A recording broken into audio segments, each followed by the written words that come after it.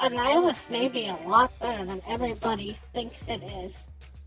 Find out why as I hereby summon all my imps to join me through my adventures through Marble Snap. Hey everybody, it's Annabelle. So this week we're talking about the Spotlight Cache of Annihilus.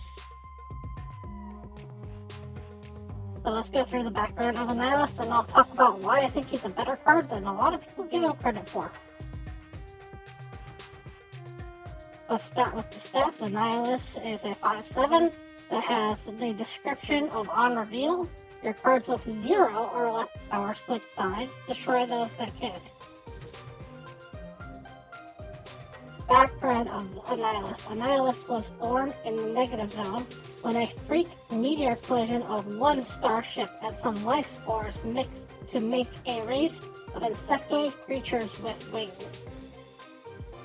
Annihilus was one of these weak insectoid creatures until one day it discovered the starship wreckage and used a knowledge transfer helmet to enhance its own intelligence. Annihilus now is the ruler of the negative zone, controlling its inhabitants by a powerful cosmic control rod. He makes sure those that do not fall at his side.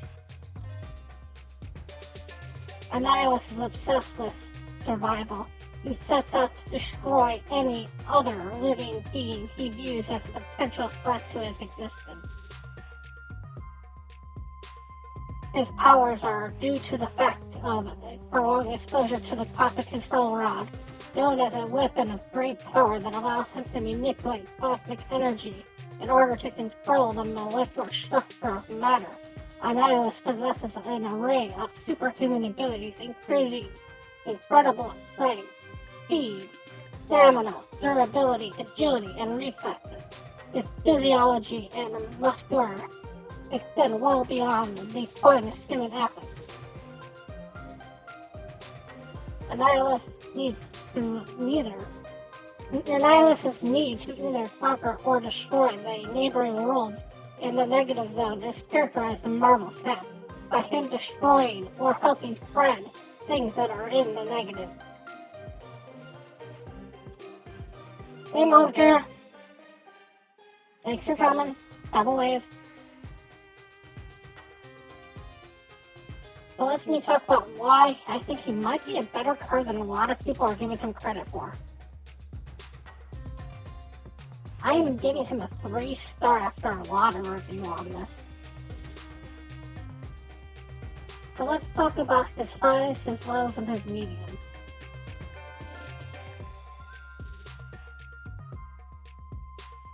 So let's talk about a couple cards that we gotta look at here. The first one I think that a lot of people haven't looked at, and this is a weird one,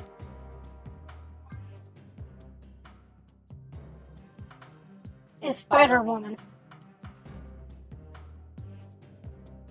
Spider-Woman is a 3/8 that, when it's played on a single location, can do up to -4 power. Annihilus has power over all 3 locations. The only other card that I've seen that has kind of the same ability, believe it or not, is Killmonger. Killmonger is one of the other 2 cards that goes across all 3 lanes. So, you really can't stop where your Annihilus gets played. Like, you can play Cosmo to try to soul read it and grab it, but it doesn't need to be played at any particular length to kick over items.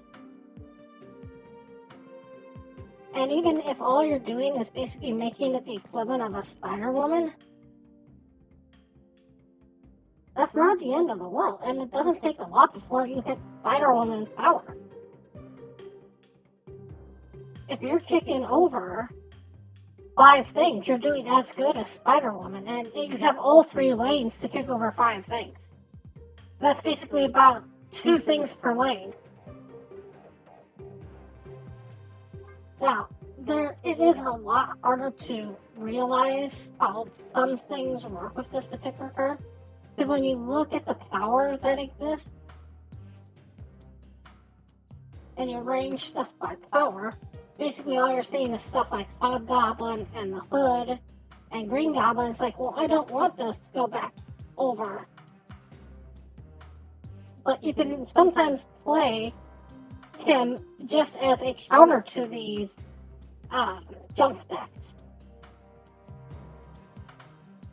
Now, there is a particular one that I kind of want to be interested in playing. But it's kind of a weird way of doing it, where you kind of put in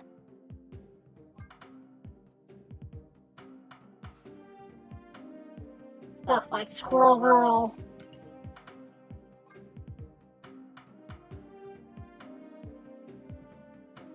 and you put in Debris, and basically your whole idea is that you're going to kind of flood your side of the board. And then on turn 4,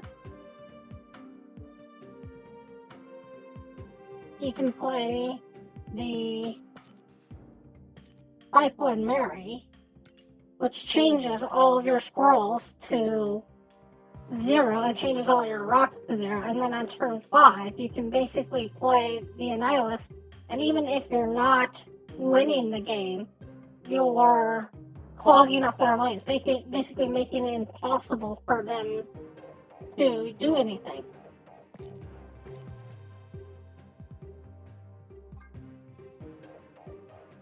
Basically, kind of got to look at it a lot like Viper at this particular point. Viper pushes over one thing. Yeah, you kind of get to decide what Viper pushes over, but you usually want it to be something bad.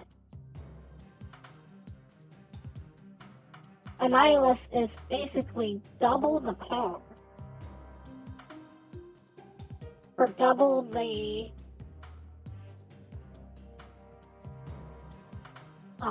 energy, and can go across all 3 lanes. So you're increasing the lane, and you're really only basically about doubling this, and you're doubling this.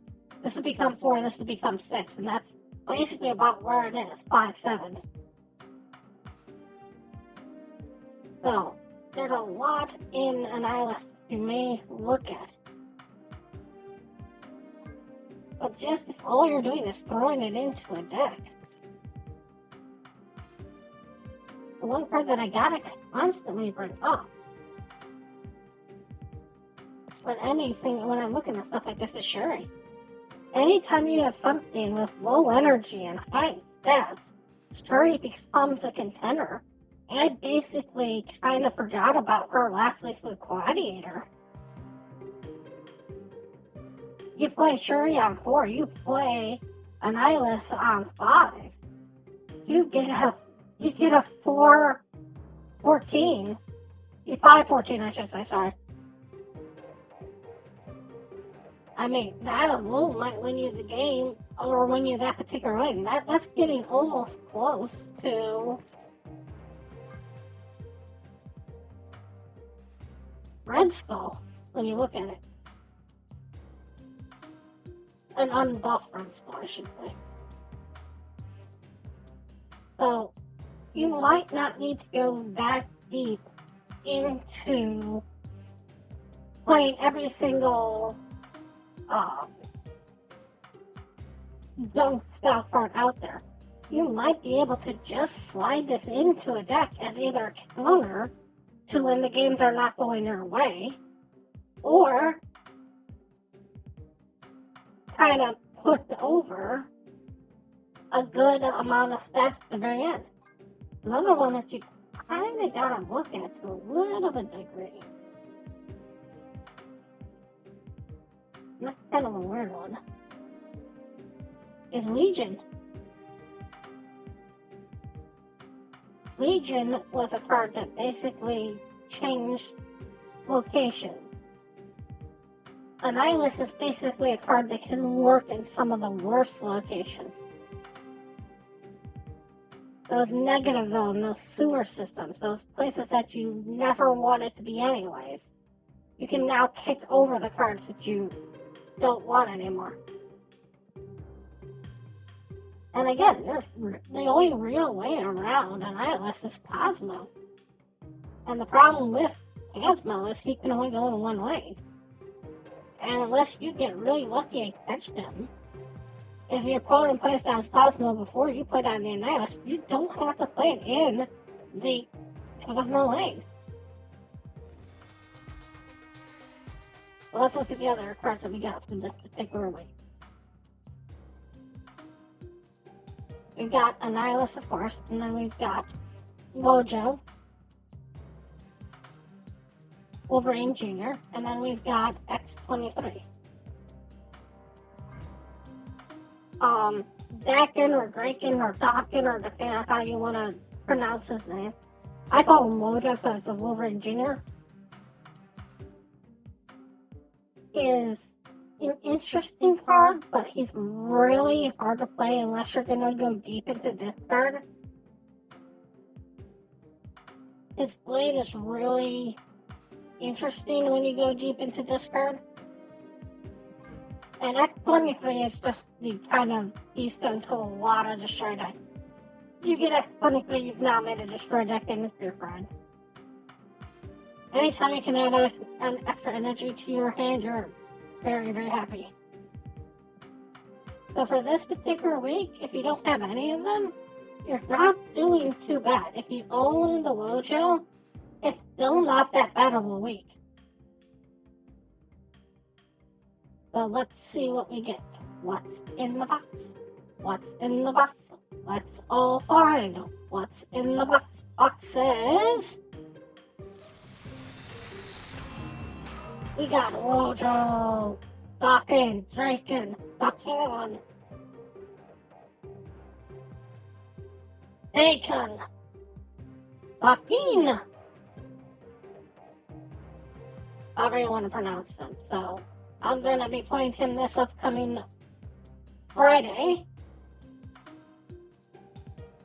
So hope to see you then. Anyways, I want to thank you all so much for watching. And as always, remember, play all on